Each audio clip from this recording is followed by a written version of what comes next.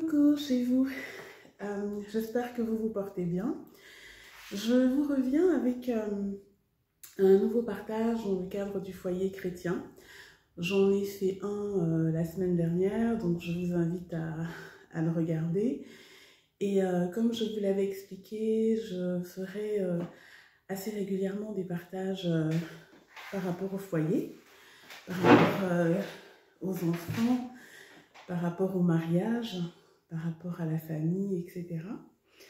Ce sont des partages qui découlent directement de notre ministère à mon époux et moi, le ministère Sœurs de cœur et bâtisseurs de cœur. La plateforme est accessible via Facebook, donc je vous invite à y aller parce que nous y mettons des partages assez réguliers qui sont écrits par mon époux et moi. Et sinon, on y met d'autres partages aussi. Vous verrez des témoignages, des exhortations.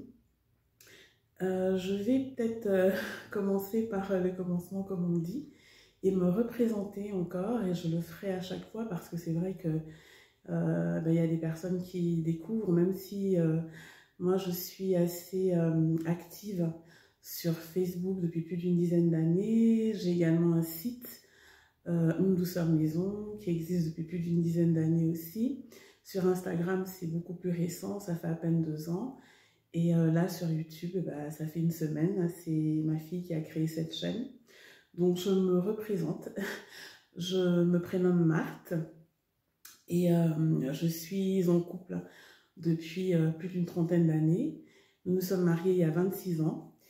Et mon époux se prénomme Georges.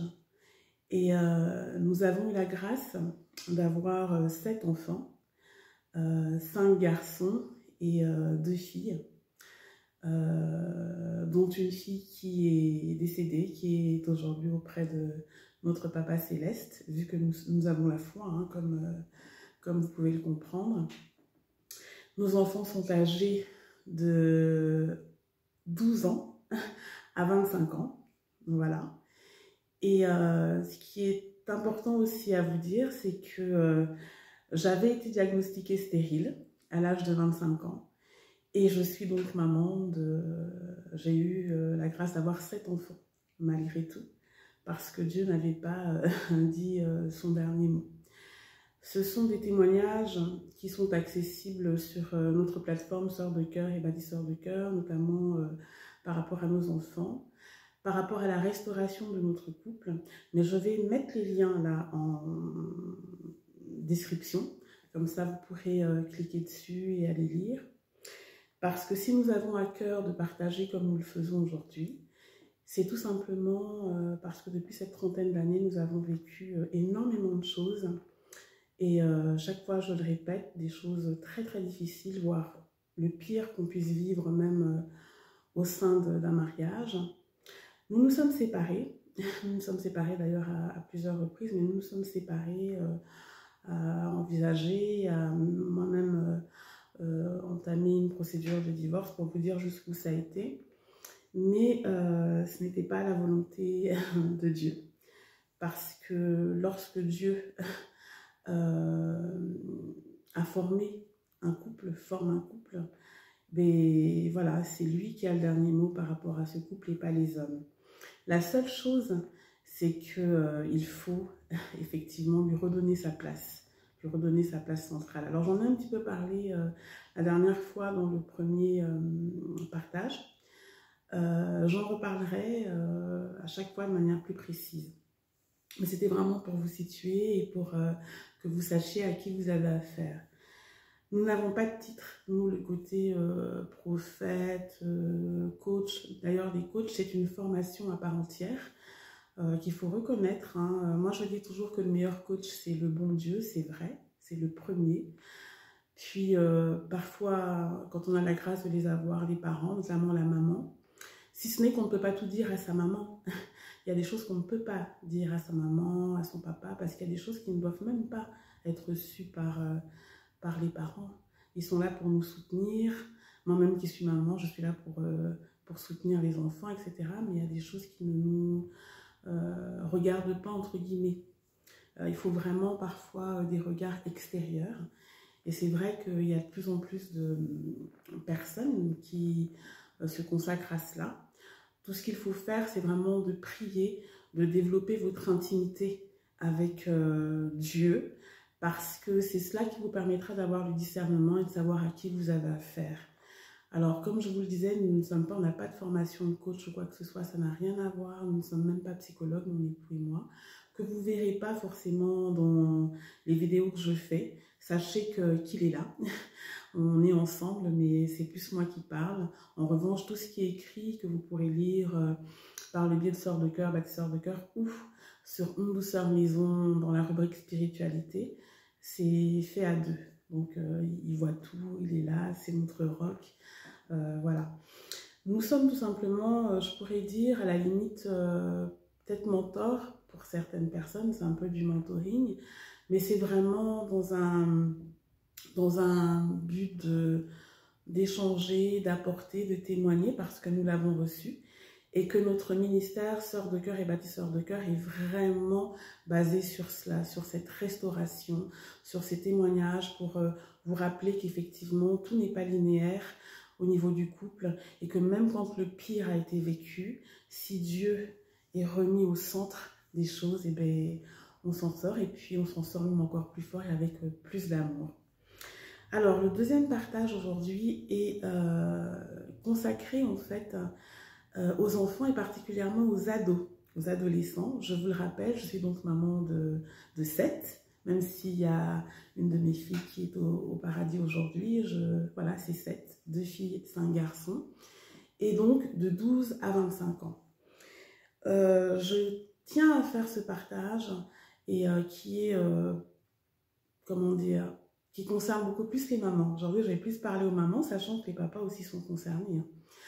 Je tiens à faire ce partage parce que j'ai eu 2-3 discussions il y a très peu de temps avec des mamans plus jeunes que moi et qui étaient un petit peu désemparées quant à leurs adolescents, enfin jeunes adolescents, parce que 11 ans, 10 ans, 12 ans, c'est encore, c'est pas vraiment l'adolescence encore. Hein. La véritable adolescence, c'est plutôt à partir de 14 ans, 14, 15, 16, voilà. Et aussi parce que j'ai pu entendre ou voir des mamans tenir un discours qui me donne envie quand même de partager ceci avec vous. Alors voilà, en fait, beaucoup de mamans disent et c'est très bien, partagent le fait qu'elles inculquent les valeurs à leurs enfants, donc les petits, plus petits, qu'elles leur parlent, qu'elles leur apprennent à faire les tâches ménagères, à débarrasser, etc., etc., enfin, à participer à la maison et qu'ils le font volontiers, les enfants et tout. Et c'est vrai, c'est bien. Il ne s'agit même pas de juger ça parce que c'est ce qu'il faut faire. D'ailleurs, il faut savoir que ce qu'on inculque à nos enfants quand ils sont petits, c'est ce qui fera leur caractère demain. Hein. Il y a une base et c'est biblique. Hein. Montre le chemin à ton enfant, il ne s'en détournera pas. Il y a vraiment, on est là pour ça. On est là pour les éduquer. L'instruction, c'est plus à l'école. Nous, on est là pour les éduquer, pour les élever. Et dans le mot élever, il y a aussi élever vers Dieu. Donc vraiment leur apporter les valeurs qu'il faut. Et c'est vrai que ça commence petit. Vous ne pouvez pas commencer à, comment dire, éduquer un enfant quand il a déjà 6, 7, 8, 9 ans. C'est tout petit. Dès qu'ils commencent à parler, dès que vous voyez qu'ils comprennent, dès qu'ils sont autonomes, ça commence par les petits mots magiques. Bonjour, merci, s'il te plaît, etc. Au fur et à mesure, on parle avec eux, on leur montre. On leur apprend, mais nous-mêmes en faisant, parce que nos enfants, comme j'aime à le dire, ne nous regardent pas, ils nous observent et ils ne nous écoutent, ils ne nous entendent pas, plutôt ils nous écoutent. Donc l'un des meilleurs enseignements, c'est notre propre manière d'être. Alors c'est vrai, ça commence petit et c'est magnifique de voir des enfants qui participent aux tâches ménagères à la maison, des petites filles, des garçons. Moi j'ai 5 garçons, je leur ai appris très tôt à faire le ménage, faire la cuisine aussi, et parce que de toute façon, ils s'y sont intéressés dans le sens où leur papa même a eu cette éducation-là, qu'il fait la cuisine, voilà, c'est pas genre j'aide maman ou non, c'est naturel. c'est plus moi qui vais la faire parce que d'un, j'aime ça et que comme il dit, je fais bien la cuisine, même s'il la fait bien aussi, mais je fais bien la cuisine, donc voilà. Mais c'est des choses, le repassage, tout ça, c'est des choses qu'ils ont vues, qu'ils voient, ils ont vu leur papa faire, donc eux aussi ils font. Alors, voilà, les choses se passent bien, les enfants grandissent. Vous allez voir que quand ils commencent à être autonomes, quand ils ont 5, 6, parfois même 4, 5, 6, 7 ans, ils sont même fiers, ils sont contents d'avoir ces responsabilités-là. Ils viennent même vous demander, maman, qu'est-ce que je peux faire pour t'aider, etc. Ils sont contents. Mais ce que je voudrais dire quand même, parce que j'ai entendu, je vous dis, des mamans, et parfois même sur des tons un peu, sur un ton un peu... Enfin, je jugerai pas. Voilà, mais dire, moi, je montre à mes enfants, donc voilà, c'est comme ça qu'on fait.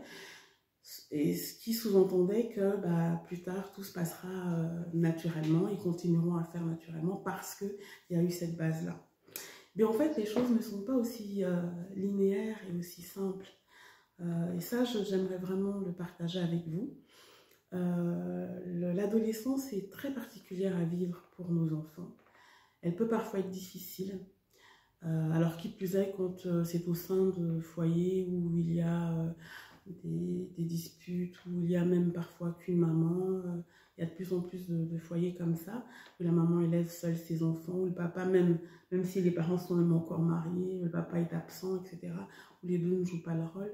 C'est d'autant plus difficile dans ces foyers-là, mais dans tous les cas, l'adolescence est un cap qui est assez difficile à passer parce que bah, les enfants vivent une transformation, vivent pas mal de changements, même dans leur corps, etc. Et c'est pas facile à vivre. Et c'est aussi parce qu'ils grandissent, qu'ils s'affirment. Et je peux même vous dire que plus les enfants seront proches de leur maman, parce qu'en général c'est la maman qui est plus présente, ça peut être le papa, mais bon, c'est en général la maman qui est le plus présente, plus ils seront proches, plus cette période-là sera difficile, si elle doit l'être, parce qu'ils ont besoin de se détacher, de couper le cordon. Donc, tout ça pour vous dire que malgré le fait qu'il y ait eu toutes ces bases-là et qui sont essentielles, il ne faut pas revenir, moi je ne reviens pas dessus, vraiment au contraire, j'invite toutes les jeunes mamans à le faire. Prenez le temps de faire les choses avec vos enfants, de les éduquer, de partager, etc. Il faut vraiment le faire. Mais ne vous dites pas que parce que vous l'avez fait, tout se passera bien plus tard. Non. Alors, vous pouvez vivre des adolescences plutôt calmes, sans gros soucis. Et malheureusement, même avec ces bases-là, vous pouvez avoir des ados qui vous poseront plus de problèmes. Donc, il faut vraiment vous préparer à cela. Moi, c'est ce que je voulais vous dire. Et vous préparer à cela, et surtout comprendre qu'à un moment ou à un autre, vous serez donc ce caillou qu'il y a dans la chaussure de vos enfants. Vous serez enquiquinante, vous serez embêtante, vous serez, excusez-moi le terme, chiante, vous serez lourde. Tout ça, vous le serez. Et les enfants savent vraiment montrer ça. Les choses qu'ils faisaient, même en étant contents de participer et tout, vous allez le leur demander, ce sera... il y aura cette insolence qui va monter, toutes ces choses-là. Ce qu'il faut que vous compreniez, c'est qu'il ne faudra pas le prendre pour vous. Il ne faudra pas penser que c'est parce que vous avez mal fait, qu'ils vous en veulent, qu'ils ne vous aiment plus. Non, non, non. C'est tout simplement qu'ils sont en train de se construire. Et je vais même vous dire quelque chose d'assez paradoxal, c'est même un signe de bonne santé pour eux. Alors c'est dur, très dur. Moi qui vous parle, c'est pour ça que je me permets d'en parler. J'ai eu à vivre des moments assez difficiles avec certains de mes garçons, pas tous. Alors, ce n'est pas des enfants qui m'ont posé des problèmes, parce que je pense justement qu'il y a un socle qui est là, l'éducation est là, donc je n'ai pas eu de problème externe avec eux. Et je remercie le Seigneur pour ça, parce que même ça, on n'est pas forcément à l'abri. Et je peux vous dire que être parent, c'est ce qui apprend l'humilité tous les jours, on n'est pas à l'abri. Il ne faut pas se dire que moi, non, mon enfant, je connais, mes enfants, je connais, ils ne peuvent pas. On ne sait pas. Il faut tout simplement prier pour eux. Donc moi, je remercie le Seigneur de tout mon cœur parce que je n'ai pas eu de gros soucis. Non, je n'ai pas eu de soucis extérieurs avec eux. En revanche, j'ai eu à vivre des tensions avec mes enfants, mais extrêmes, au point où j'en pleurais. au point où je pleurais, au point où je rentrais dans ma chambre, je me mettais à prier et je pleurais pour évacuer, pour ne pas avoir à leur dire des mots que je regretterais, parce que ça, les mots qui sortent d'une bouche d'une maman, je peux vous dire qu'ils restent.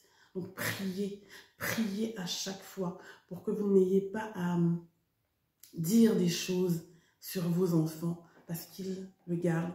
Même en faisant ça, moi je peux vous dire qu'il y a eu des choses, parce qu'on a la chance justement de parler, la grâce de parler, il y a des choses que j'ai eu à dire sans me rendre compte, puisque j'étais persuadée de ne pas avoir fait.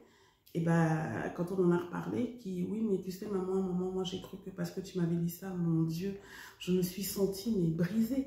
Et on a tout de suite remis les pendules à l'heure. Donc, c'est important de parler avec eux. C'est important d'avoir un temps de parole avec eux. Vous pouvez l'organiser sur même un jour de la semaine, un moment où tout est calme. Vous faites une réunion avec vos enfants, votre enfant, puis vous parlez. Mais vous parlez vous aussi.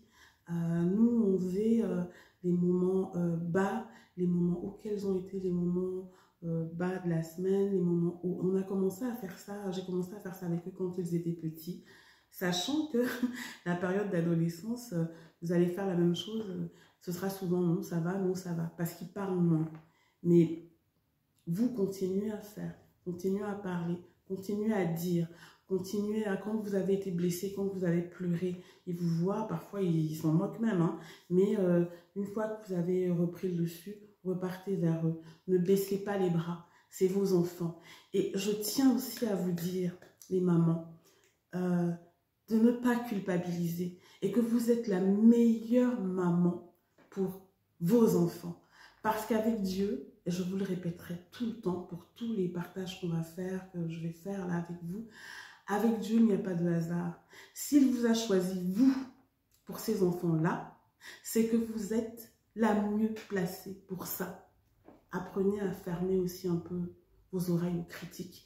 Vous savez, les meilleures mères sont souvent celles qui n'ont pas d'enfants ou qui en ont un, ou voilà, et voilà.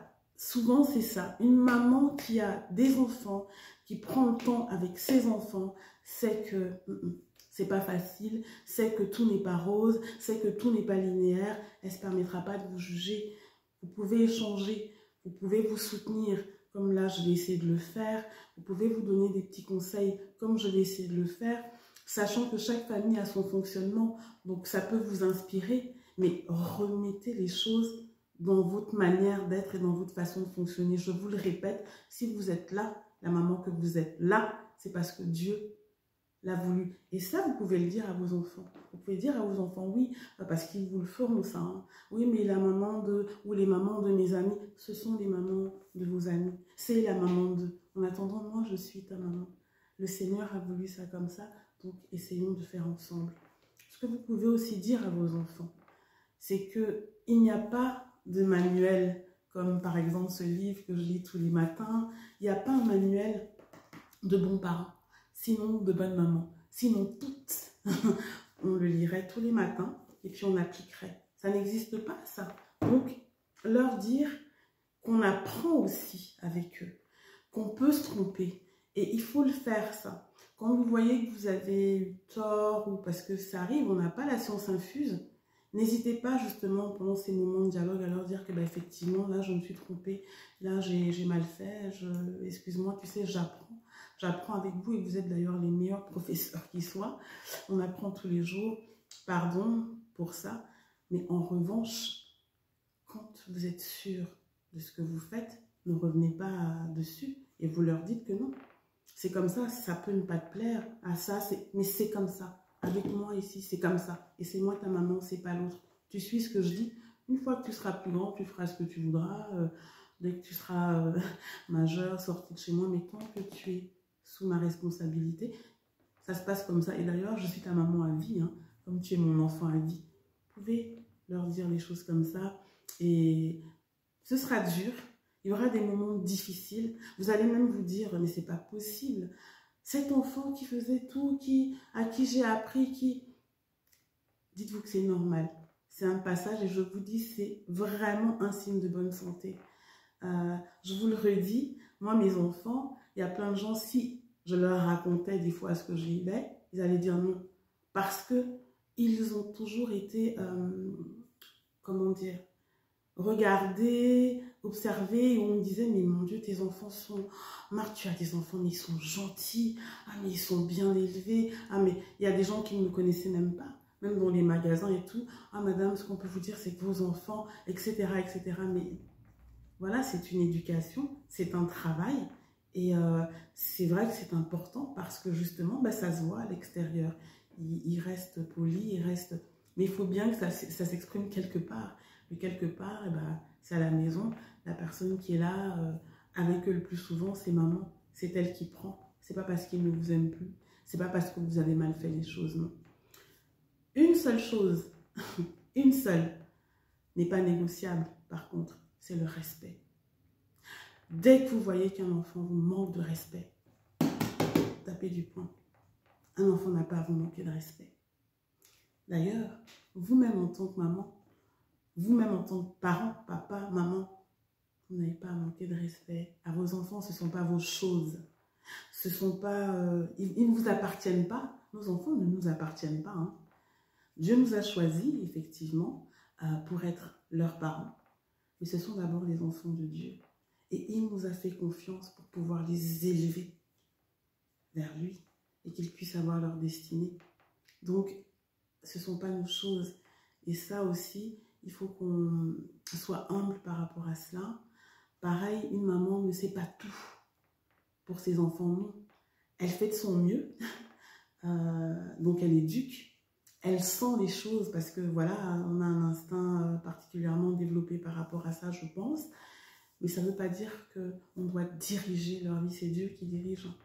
Donc, prions, nous les mamans, pour descendre un petit peu, leur donner la place qu'ils doivent avoir, donner la place à nos conjoints, parce que parfois on se plaint de faire les choses toutes seules et tout, mais est-ce qu'on donne réellement la place au papa? Vous savez, nous donnons la vie, mais les pères, ce sont les repères. Quand ils sont là, parce qu'il y a des mamans seules. Hein. Et moi, j'ai vécu, je sais ce que c'est que d'élever donc 6 enfants seuls. Parce que je l'ai vécu. Je vous dis qu'on a eu des moments très difficiles. Et ce n'était pas 1 mois, 2 mois, 3 mois. Non, non, non. Donc j'ai eu des périodes où j'étais seule avec mes enfants, où je pensais que je serais seule avec eux.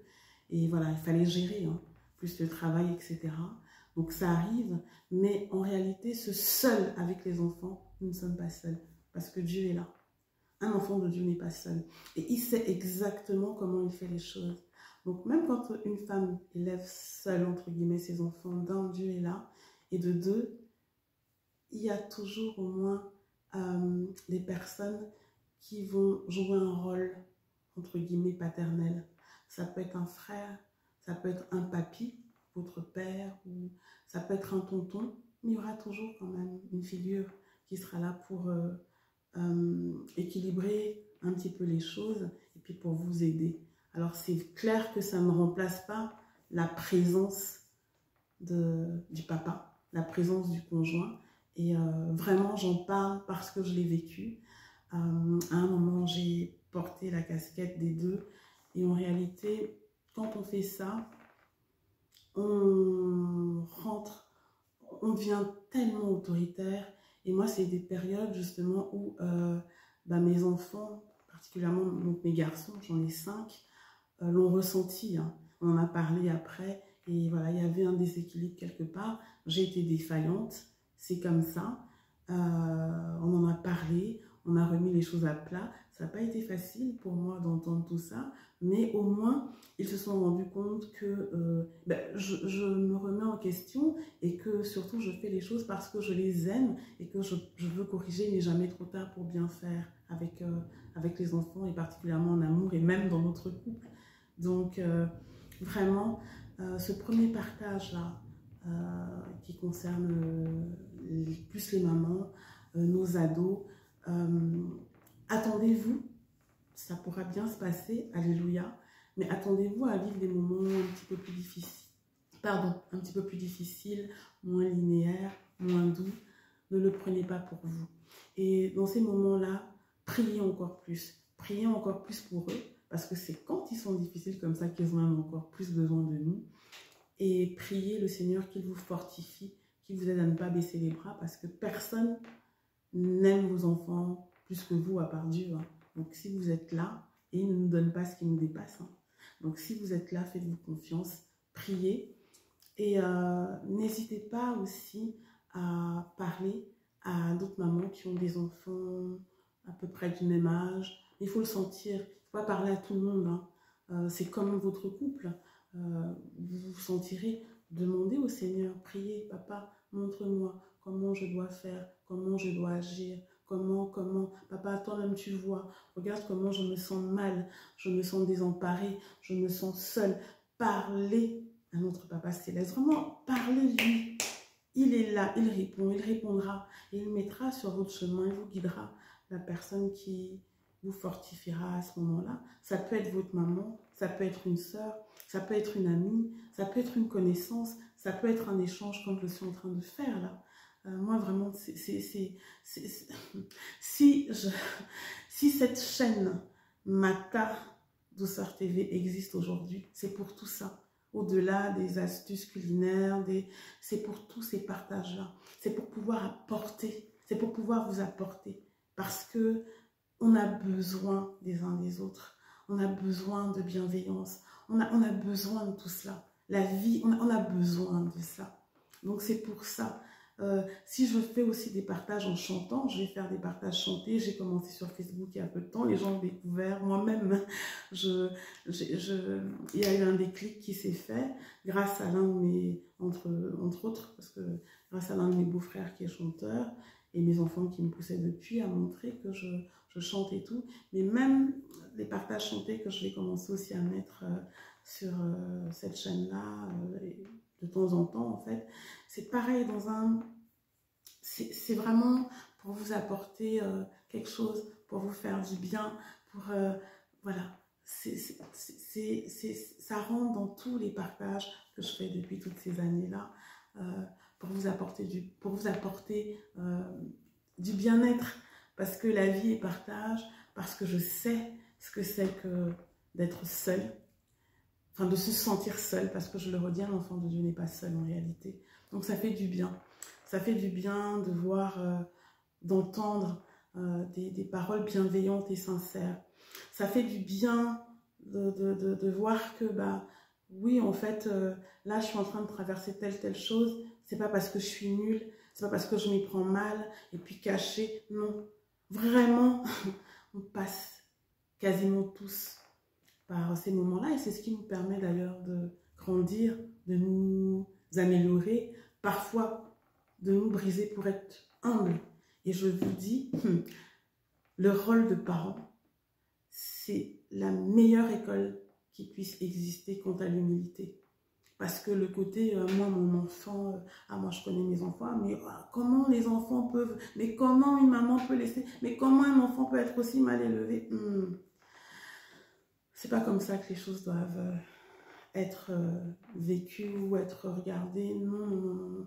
Et puis, c'est bien dans un sens de se dire qu'on a les meilleurs enfants du monde, parce que c'est une forme d'amour, mais c'est pas les meilleurs enfants dans le sens d'écraser les enfants des autres, hein. Non, de mépriser les enfants des autres, hein. Non, du tout. Tous nos enfants sont amenés, et c'est le souhait, à devenir des personnes qui font la société de demain. C'est pour ça que je dis tout le temps que la société, une société équilibrée, c'est d'abord des familles équilibrées, hein, et que le socle de tout, c'est la famille. Et que les mamans ont justement un rôle très important. Elles donnent la vie. Les papas, c'est le repère, mais elles donnent la vie. Et très souvent, c'est elles qui sont là pour éduquer leurs enfants. Donc, je ferai des partages. J'essaierai d'en faire régulièrement le mercredi, jour des enfants. Là, c'était un peu tout pour vous présenter les choses, etc. Mais quand même, passer ce message-là, parce que j'ai eu des discussions il n'y a pas très longtemps par rapport aux ados. L'adolescence n'est pas facile, ça peut, comme je vous l'ai dit, bien se passer, mais quand c'est difficile, ne prenez pas les choses pour vous. Dites-vous, rappelez-vous de ça, vous êtes le caillou dans la chaussure de votre enfant et ça passera. Et les choses rentrent dans l'ordre, hein. Je vous dis, notre aînée a 25 ans. La plus jeune, c'est la fille, elle a 12 ans. Et puis, je vois l'évolution des choses. Hein. Les choses rentrent dans l'ordre quand il y a de l'amour, quand Dieu est là, quand les choses ont été faites depuis leur enfance. Tout, c'est leur chemin, c'est leur cheminement. La seule chose, le respect ne se négocie pas. Non. Respectez vos enfants, mais eux qui vous respectent. Et puis qu'il y ait quand même cette distance parent-enfant. Alors c'est vrai que toutes les mamans, on parle, on rigole, et puis on dit aussi, oui, mais je ne suis pas ta copine, etc. On fait tout le temps. Mais c'est vrai qu'on n'est pas les potes de nos enfants. Par contre, on peut être proche de nos enfants. Et c'est pour ça que j'ai eu à lire, et ça m'a fait rire d'ailleurs, un partage qui passe en ce moment sur Facebook, qui dit en gros, toi, la femme, tu n'écoutes pas ta maman qui a plus de 30 ans de mariage. Bon, moi, je vois par exemple, c'est notre cas, hein, plus de 30 ans ensemble, 26 ans de mariage. Mais tu vas écouter des coachs là, il y en a qui sont même pas mariés, il y en a qui... Je vous le redis, c'est tout simplement parce que y a plein de choses qu'on peut dire. Moi, ma maman, c'est ma meilleure amie, en guillemets, parce que c'est à elle que je dis, je crois, le plus de choses me concernant, si ce n'est que il y a certaines choses que je ne peux pas partager avec elle. Pas parce que je ne lui fais pas confiance, mais parce qu'il y a des choses qui doivent rester. Par exemple, dans l'intimité de mon mariage, il y a des choses que je ne lui dirai pas. Je l'ai fait. Il faut que je sois franche, je l'ai fait. Mais j'en disais trop finalement. Et c'est pas bien parce que ça expose votre époux. Il y a des choses pour lesquelles vous allez passer, vous pardonner. Elle va rester sur ça parce que quelque part, vous êtes son enfant. Et puis pareil, par rapport aux enfants, on ne peut pas tout dire. Et puis ça la fatigue. Et puis voilà. Et on ne peut pas tout dire à sa maman. Enfin, je pense que vous le comprenez, ça. Donc c'est plus dans ce sens-là. Et c'est pour ça que c'est important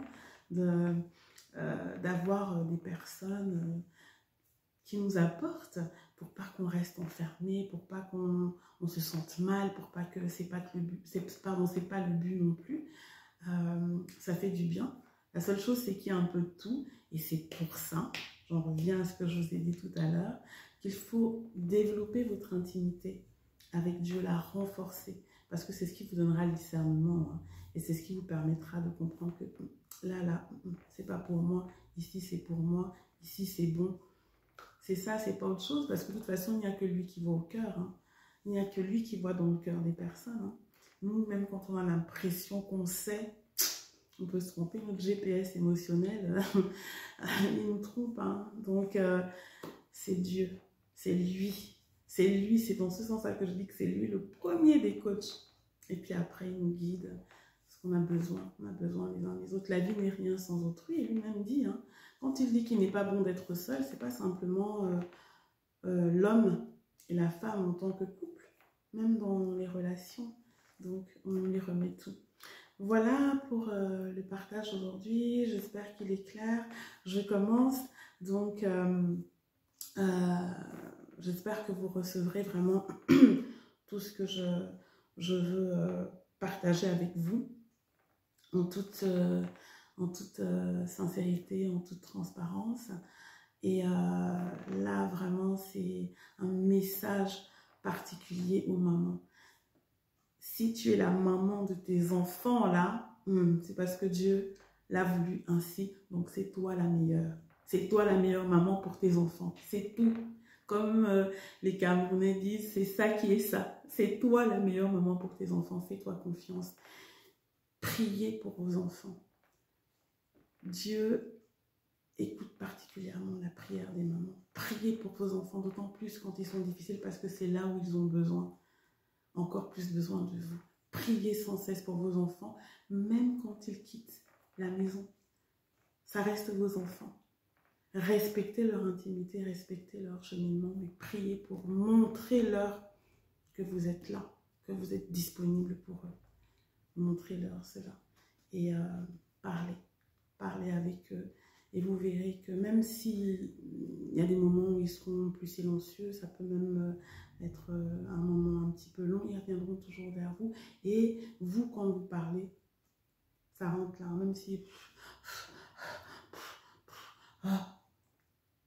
Je vous assure que ça rentre là, ça touche là.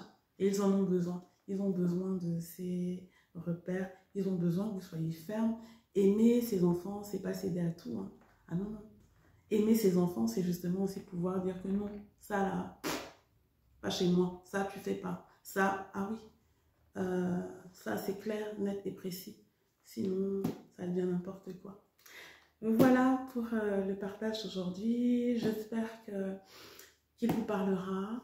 Mettez-moi ce que vous pensez en commentaire.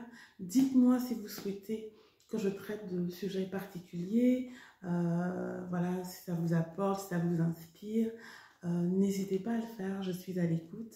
C'est fait pour ça, cette partie-là hein, du foyer. Alors, foyer chrétien parce que bah, nous, comme je vous l'ai dit, hein, le christianisme pour nous, c'est une manière de vivre plus qu'une religion. Les religions, non.